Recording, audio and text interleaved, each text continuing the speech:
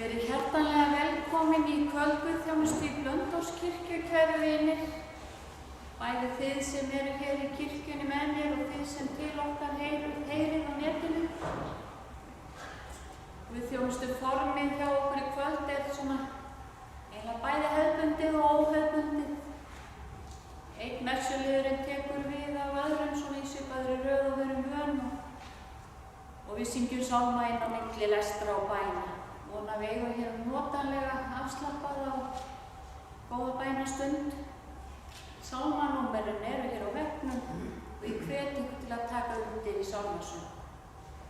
En við hefjum stundina með signingu og bæn.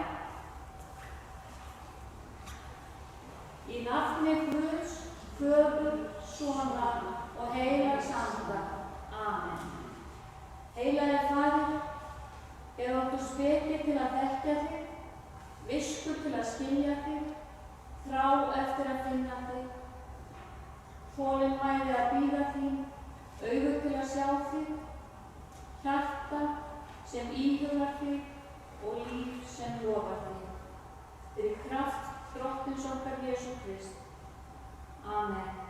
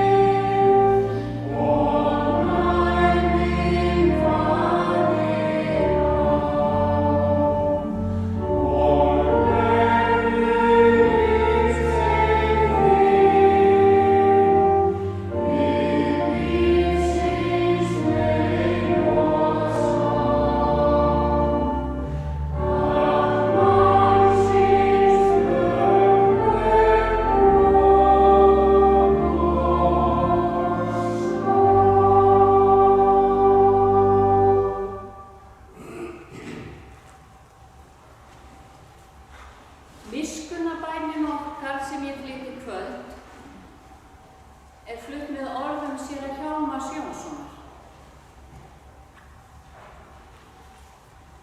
Leita ég Drottinn líknar þinnar, lækna undur sálar minnar, vertu Kristur vinur bestur, veg mér greitur kærleikas.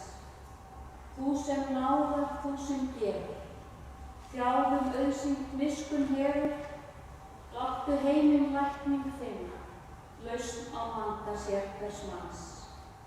Og láttu heiminn lækning finna, lausn á vanda sérhvers manns. Amen. Og fyrri vitningalestur þessa Drottinsdags er úr fyrri Samúelsbók. Hanna bað og sagði: hjarta mitt fagnar í Drottni, horn mitt er upphafið af Drottni. Ég hlægi að fjandmönnum mínum, því að ég gleðst yfir hjálp þinni. Enginn er heilagur sem Drottinn, enginn er til nema þú, enginn er klettur sem Guð vor. Hreykið yður ekki orðum, sleppið engum stórirðum af vörum, því að Drottinn er vitur Guð, hann metur verkið. Bogi kappanna er brotinn, en örmagna menn girða styrkleika. Saddir selja sig fyrir brauð, en hungraðir þurfa þess ekki. Óbyrja eru 7 börn, en barnmörg móðir vistnar. Drottinn deyðir og lífgar, sendir menn til heljar og leiðir þá upp þaðan.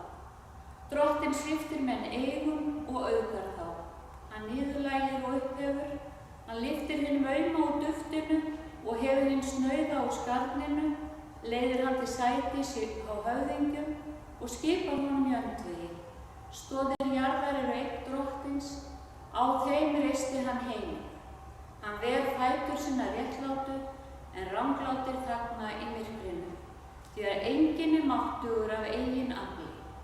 Drottinn kremur þá sem rísa gegn honum. Hinn hæsti sendir þrumur að himni gegn þeim. Drottinn dæmir alla jörðina. Hann eflir konung sinn að mætti og hefur upp horn sín smurða. Amen. Og síðari vitningalesturinn kemur úr Rómverjabréfinu. Páll postuli segir: því að ég er þess fullviss að hvorki dauði né líf, englar né tignir, hvorki hið yfirstandandi né hið ókomna, hvorki kraftar hæð né dýpt, né nokkuð annað skapað muni geta gert okkur viðskila við kærleika Guðs, sem birtist í Kristi Jesú, Drottni vor. Amen.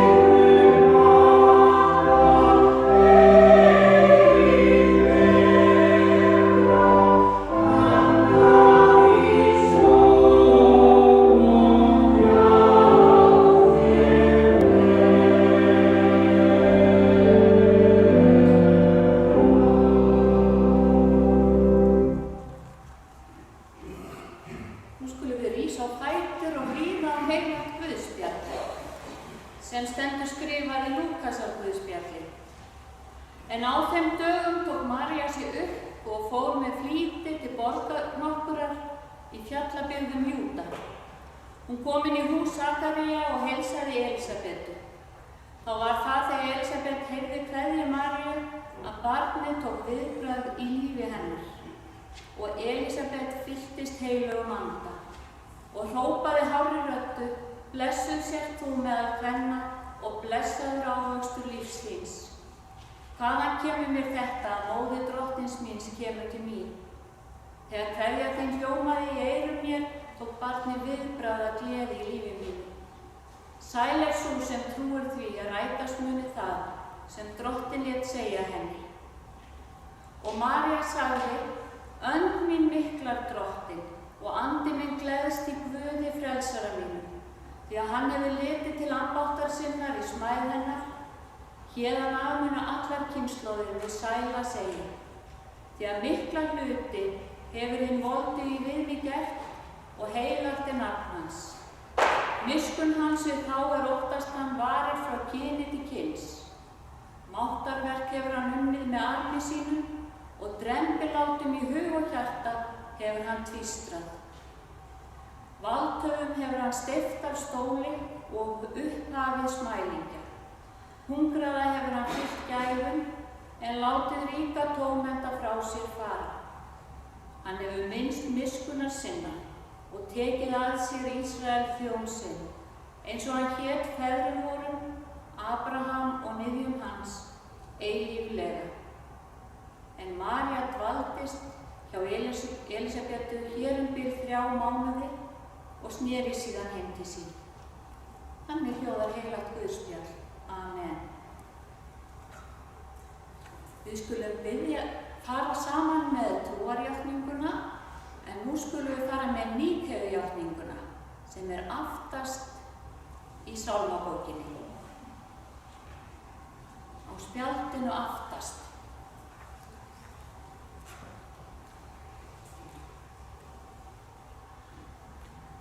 Ég trúi á einn Guð, Föður almáttugan, skapara himins og jarðar, alls hins sýnilega og ósýnilega, og á einn drottinn Jesú Krist, Guðs einkason, sem er af föðurnum fæddur frá eilífi.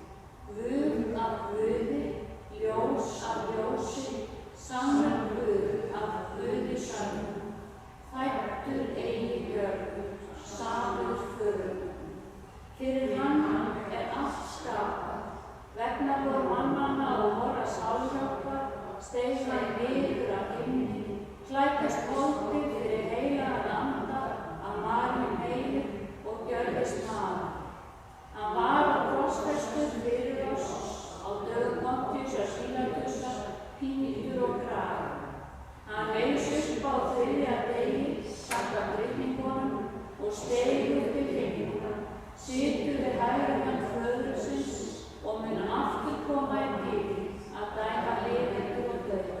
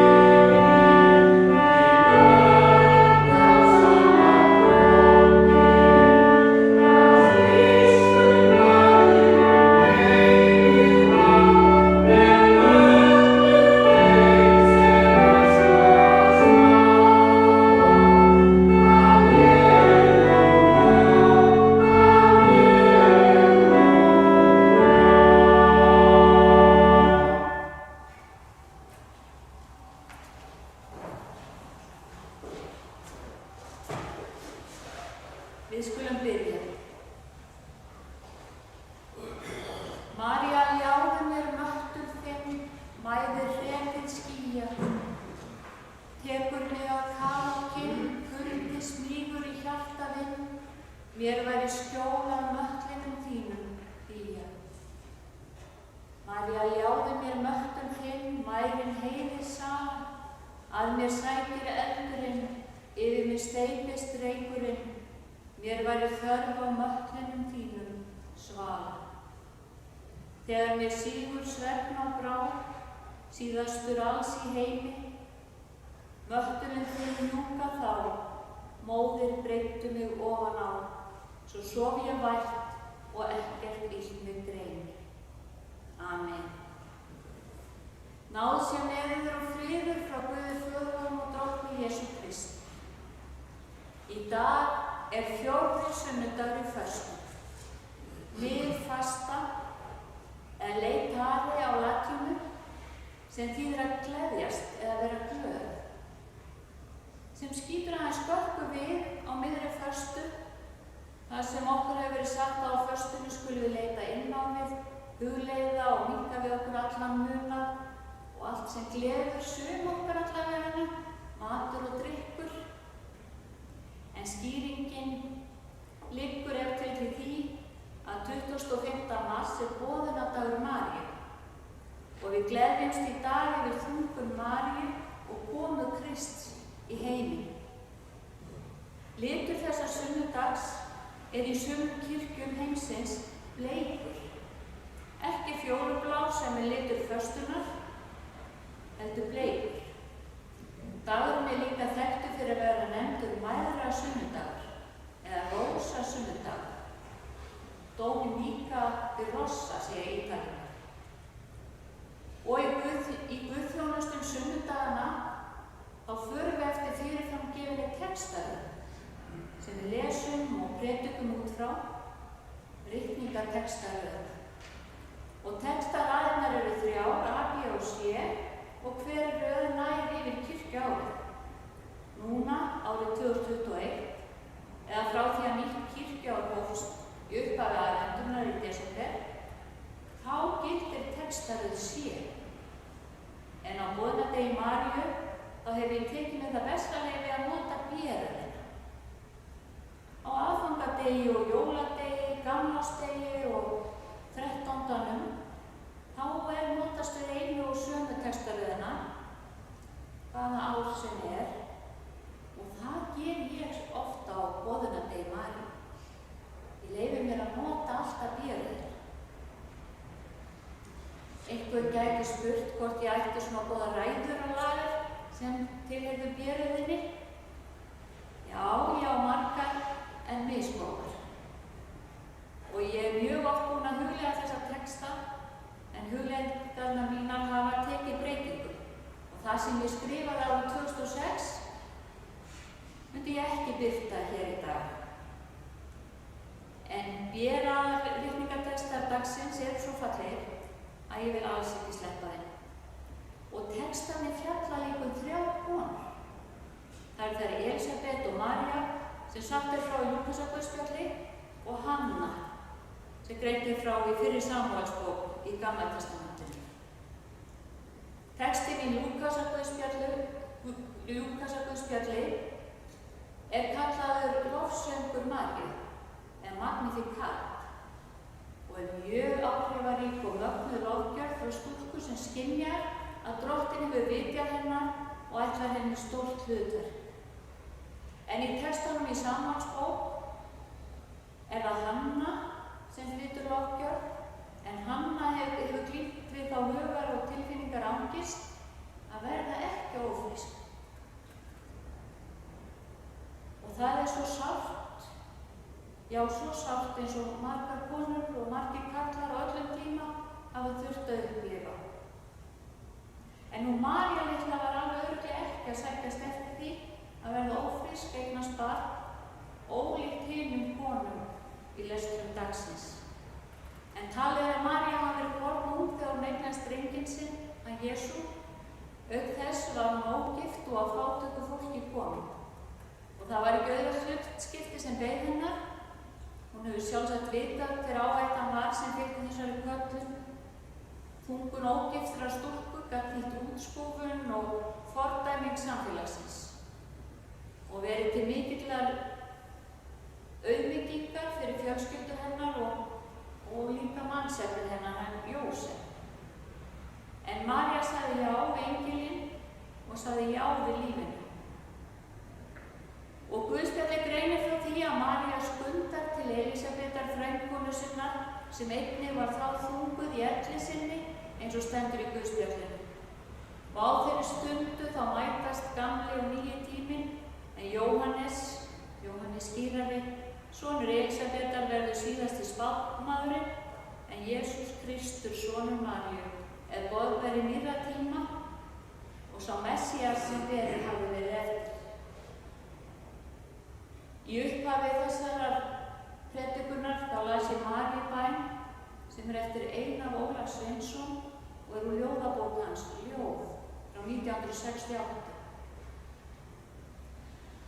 En við í okkar lúthersku kirkju, við tilbiðjum ekki Maríu Guðsmóður og við trúum því að við þurfum ekki milligöngumann á milli okkar og Guðs.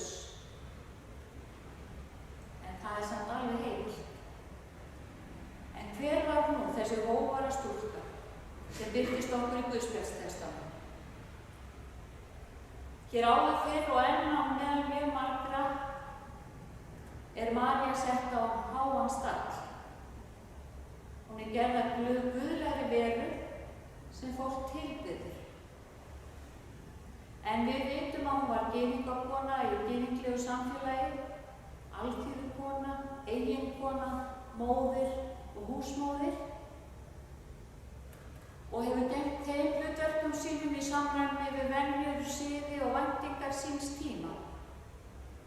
En það sem greinir Maríu frá öðrum konum heimssögunnar er að hún var móðir þess manns sem hefur haft mest áhrif á heimssöguna. María var móðir Jesú Krists. Og þau Jósef ólu hann upp örugglega eftir bestu getu eins og önnur börn sín. En Matthíasar Guðspjall getur 4 bræður Jesú. Lúkasar Guðspjall segir frá föðurlausum getnaði og meyfæðingu. En við megum alveg velta því fyrir okkur hvort svo hafi verið raunin. Eða hvort það hafi kannski verið krafa samfélagsins og hinna fyrstu kennimanna eða kennisetningarmanna að hafa það þannig. Grikkir eru sagðir hafa settið líkamlega skörlægra en hið andlega og kannski hefur það haft áhrif á ritun textans. Og meyfæðingar voru þekktar meðal trúarbragða heimsins. Og kannski hefur ríkjandi karlveldishugsun þess tíma átt erfitt með að ímynda sér konuna Maríu. Það gæti hafa leitt til meyjartignunar. Og kvenguðfræðingar hafa bent á að myndin sem aldirnar hafa búið til að Maríu mey sé kannski tæki í þágu karlstýringar, karlveldisins. Það er tekið af henni það veraldlega hlutverk sem hún átti og hún svona aðeins upphafi og ekki aðeins hún upphafi. Já, menning og straumar á hverjum tíma hafa örugglega haft áhrif á hvernig María var skilgreind og tilbeðin. Og Maríu dýrkun og kenningar henni tengdar urðu stöðugt meiri og fjarstæðukenndari á fyrstu árhundruðum kristinnar trúar. María var ekki lengur mennsk, heldur sett utan við lífssögu sína. Þetta er umhugsunarefni og alveg þess vert að hugleiða. En þrátt fyrir allt og þrátt fyrir allar kennisetningar, þá er María móðir Drottins okkur öllum mjög kær fyrir hlutverk sitt og hún er líka hluti af okkar kristnu menningu, kaþólskri og lúterskri. Og það er sannarlega gott að leita til hennar móðurlegu hlýju og mildi í bænum og sálmasöng. Já, María Guðsmóðir hefur fylgt okkur frá upphafi kristninnar á Íslandi. Í mörgum kirkjum Maríu altur enn þann dag í dag, sum ný en sum frá kaþólskri tíð. Til dæmis í Hallgrímskirkju í Reykjavík og í Skálholtskirkju.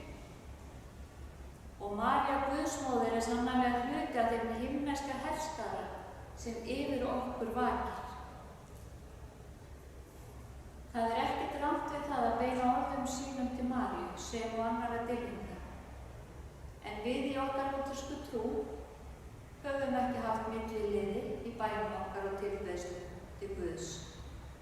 En við getum af heilum hug tekið undir í orðum Davíðs Stefánssonar þegar hann segir: Mári á, mild og há, móðir Guðs á jörð, helga þér viljum vér, voru þakkar gjörð. Yl og trú andar þú hinn kalda svörð, Mári á, mild og há, móðir Guðs á jörð. Dýrð sé Guði föður sinni og heilögum anda, svo sem var í upphafi enn og verða mun, aldir alda. Amen. Skulum rísa á fætur og taka postulegri blessun. Já, náðin Drottins og Jesú Krist, kærleikur Guðs og samfélag heilags anda sem með okkur öll. Amen.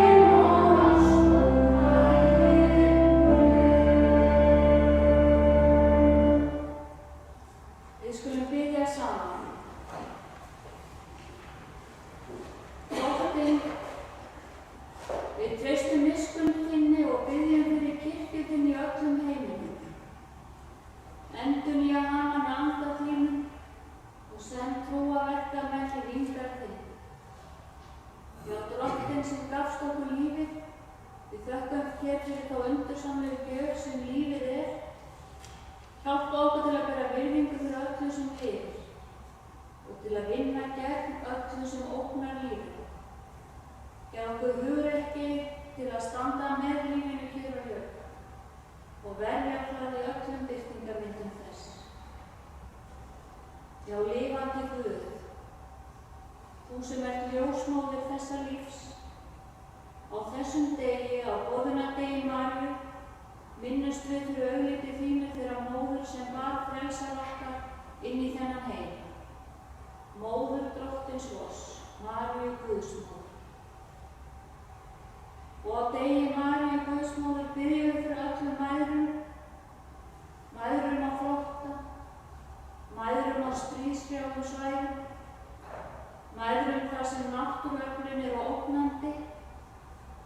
Við biðjum þess að þú sért nálægur öllum mæðrum sem eru þjáðar og örvæntingarfullar, nær og fjær. Og í dag hugsum við til og biðjum fyrir öllum foreldrum sem hafa þurft að kveðja börn sín úr þessu jarðlífi og við biðjum fyrir öllum ömmum og örum sem syrgja. Vitja þeirra, Drottinn minn. Drottinn, við biðjum fyrir og minnumst okkar eigin mæðra í þökk og virðingu. Já, Drottinn blessa þær allar, þessa heims og þær sem komnar eru heim í ljósi til þín. Allar þær sem af kærleik og ást báru okkur inn í þennan heim. Allar bænir okkar saman við þeirri bæn sem Jesús kenndi okkur og segjum saman. Faðir vor, þú sem ert á himnum, helgist þitt nafn, tilkomi þitt ríki, verði þinn vilji svo á jörðu sem á himnum. Gef oss í dag vort daglega brauð og fyrirgef oss vorar skuldir, svo sem vér og fyrirgefum vorum skuldunauðir. Eigi leið þú oss í freistni, heldur frelsa oss frá illu, því að þitt er ríkið, mátturinn og dýrðin að eilífu. Amen. Við skulum rísa á fætur og meðtaka drottinlega blessun.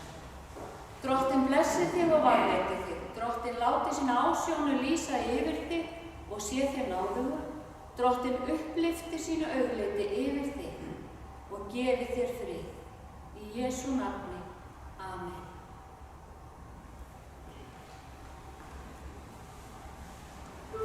Amen.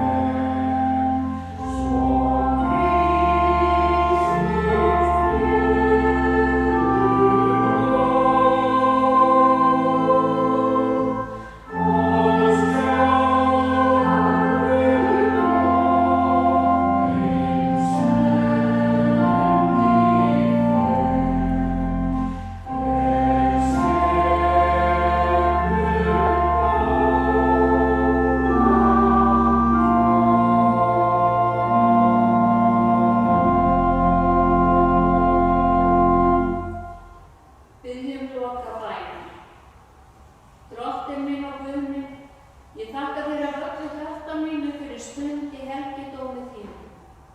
Ég vil lofa Drottinn meðan lifir, lofsyngja Guði mínum meðan ég er til. Drottinn auk mér trú, svo ég af hjarta treysti því sem varir mín að játa, og megi lifa samkvæmt því. Fyrir Jesú Krist. Amen.